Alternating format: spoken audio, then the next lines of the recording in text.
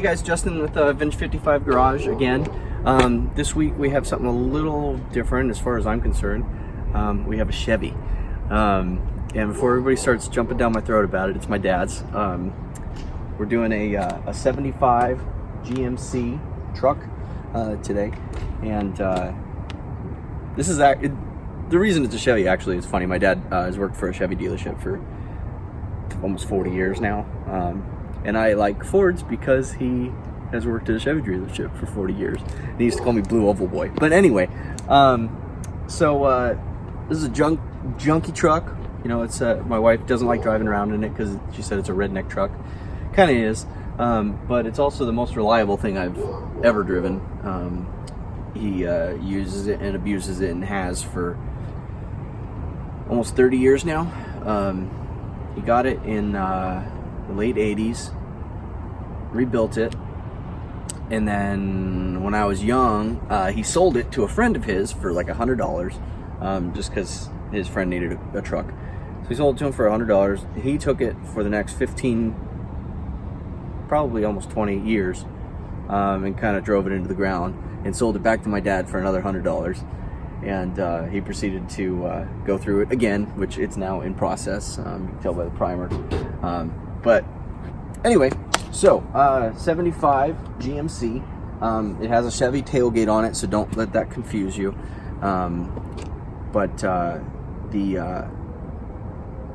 it is an actual GMC, and it's what's called a wide side bed, which, unless you know the lingo, you don't know. It's a fleet side, Chevy fleet side bed, but GMC called them wide side, as opposed to step side bed, which is the fendered, version, and GMC called those flare sides. But anyway, 75 GMC wide side. They made this body style, which everybody calls square body trucks, for a long time. They started them in 73, and they went all the way to 87. And actually, they went to 91 if you include Blazers and Suburbans and all the derivatives from the truck. They changed these in 87 or 88, but then they kept running the Suburbans and Blazers with the same stuff. So anyway, you can get pieces for these everywhere. All these primer panels that are on here had been rotted out from the last 30 years, and we went and stripped a couple Suburbans down at a pick apart and got all the panels and primered them up and everything. Big old dent in the door. That's from the last road trip we took. We always borrow this truck when we go on road trips. It pulls the trailer really good and it's really reliable, so we always take it. We were going over Lake Tahoe, and it was like under 20 degrees, and I just heard a big old pop, and the door caved in. So there was some bad bodywork or something underneath it. They had some tension on it, and when that steel tightened up in the cold, it popped it. So now I got to do that. But anyway, square body truck. You see them all over the place. Like I said, because they made them for so long. This one's got a 454 and a hydromatic auto transmission. You can see it's got push bars. GMC only grille. It's a little bit different than the Chevy ones. I think it looks worse, but it's also a little more unique, so I kind of like it. Later model wheels. This one had big old tow mirrors set up originally. When we swapped it, he wanted to switch to the smaller ones. He also switched to power windows. It originally had cranks in 75, but he wanted power. He wanted it to be a late 80s truck, but 75 is the last year in California where you don't have to smog it, so that's why he still has it. Roll cage is a point of contention among everybody because it's obviously a huge, noticeable thing. I don't know why he put it on there originally, but it's been there for 20 years, and it's ugly as hell, but it grows on you. And I don't know, it's part of this truck now. Even though all of us want to get rid of it, it's kind of just, it has to stay because it's part of the truck. Let's see. Like I said, the back is a Chevy tailgate. I'm looking for a GMC one for him right now. It's, set up for towing. Like I said, the powertrain in it actually has a good story. We had a '89 Suburban for a really long time when I was growing up, and we used to road trip all over the U.S. in it, and I mean long haul. We'd take a week and a half every August, and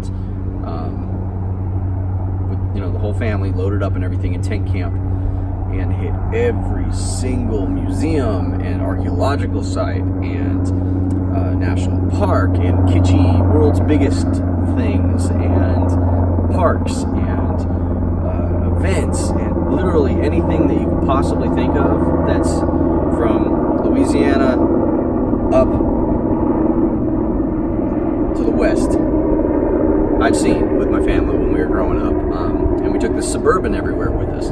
And so anyway, the engine finally went long time ago, but the engine finally went when I was like 16 or so, and so my dad took it out, rebuilt it, put it back in, rebuilt the transmission, put it back in, and then we ended up getting rid of the Suburban. It wouldn't pass smog and all this kind of stuff, and right about that same time he got the truck back from his friend after all those years, and so he took that powertrain that he just rebuilt and put it into here. It only had probably 5,000 miles on it, and so me and my wife and my little baby take this road trip all over. We've been, up to the border of Canada, out to Utah, out to Texas with it.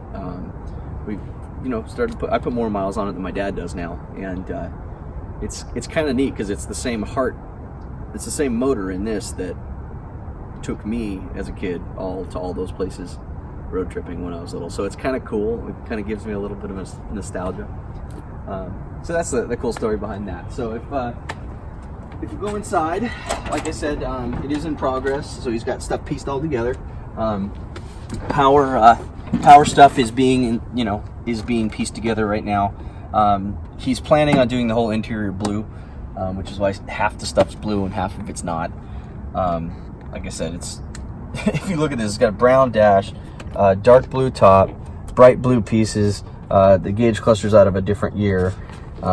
This thing's Frankenstein together, and a lot of the time when you see square bodies, there's kind of like that, because you can pick up parts, like I said, from 73 to 91 basically, and there was all different colors and all different trim models, in between there, and all different options, and so you kind of mix and match with those, which is kind of cool.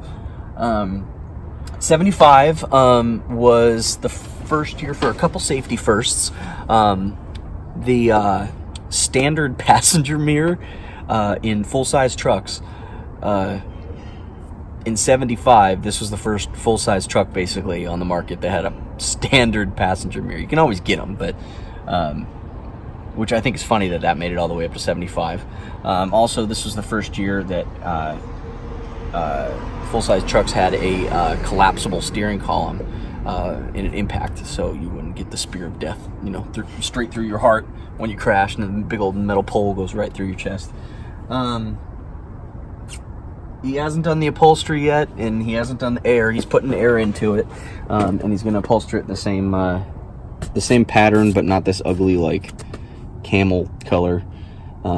He did the headliner, and you can get, that's another thing, that like this headliner was a kit that you buy, it just comes in the mail. You can get pretty much every part, every stitch, every screw, everything for these trucks you can get reproduced. But you can also get every one of those things if you care to go to a junkyard. Pretty much any junkyard in America has at least one or two of these. So that's why you see a lot more of them on the road now. All the younger kids that want to build a cool car, classic car, just like kids my age got priced out of pre-war Fords and Chevys and stuff, and had to go to the 50s cars because you could get them decently cheap still. Now the 50s cars are getting priced so that the high school kids can't afford them, and so they're going for 70s square body trucks, C10s and a lot of 70s Fords, Ford trucks too, a lot of trucks, because you can still get them for pretty cheap. I mean, this is not really a technical video. This is more of just a family history one. But it's kind of cool. Just people keep asking about when I'm going to do a video on this, because it's It's always in all of our road trip pictures pulling the trailer. And my 55 Ford, it does pull the trailer too, but I don't take it, you know, up to Washington and back. But we take that camping with it. But when we take a long road trip, we take my dad's truck, my dad's long bed, and gives lots of room in the back for picking, and it's really reliable. So we always have this in the pictures. So everybody keeps asking me to do the GM one, and so here's the GM one. Anyway, 75 GMC pickup. I'm Justin. Thanks for watching, and I'll see you guys next time.